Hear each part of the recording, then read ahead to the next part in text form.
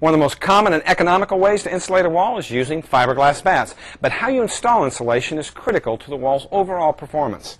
In fact, the wall should be insulated much like we see here. There's no voids or compressions. The insulation fully fills the cavity. It's fully lofted. It's in touch with the exterior sheathing, and it will be in touch with the drywall.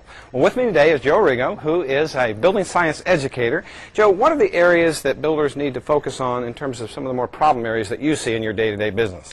Well, Steve, the insulation manufacturers manufacture the insulation to be common framing widths, such as 16 or 24-inch on center.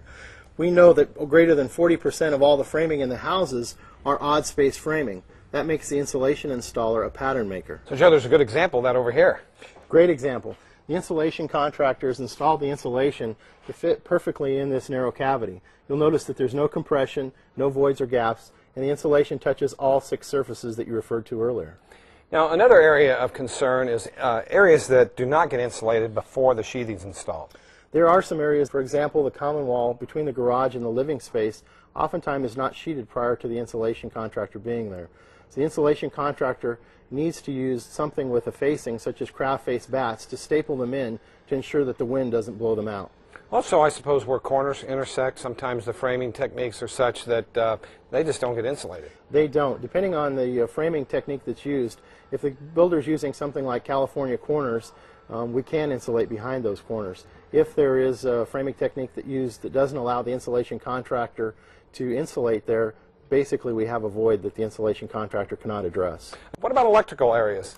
The electrical areas are a great concern because behind the electrical boxes it's difficult to install the material. The material should be installed behind the electrical outlets, again not having compression, but also splitting for wires. The wires are an obstruction in the cavity, so the insulation installer must split the bats to fit both behind and in front of the wires. What's your thoughts on plumbing? Plumbing can be a difficult area to insulate correctly. We need to make sure that, particularly in cold climates, the insulation goes on the exterior surface of the wall, between the pipe and the exterior surface. Another area, bathtubs. They often get overlooked. Bathtubs and shower stalls need to be pre-insulated prior to the installation of the material itself. Rim joists? Actually need to be insulated to the correct R value. The same R value that's installed in the exterior walls needs to also be installed in the rim joists themselves. And that's an area that oftentimes we see problems with, where you really see a lot of compression and the insulation really doesn't adequately fill the cavity. It either doesn't fill the cavity completely or it's over-compressed and not fit correctly in the cutting. Joe, what's been your experience with knee walls? Knee walls are an area that are difficult to insulate. We now need to look at an R19 as the minimum insulation value for the insulation. We also need to mechanically fasten or support the insulation and avoid compression wherever possible. We may need to mechanically fasten the insulation in unfaced or friction fit bats using something like netting. The insulation must still be in full contact with the air barrier, which is most commonly the drywall. We recommend an air barrier on the back side or the attic side of the space.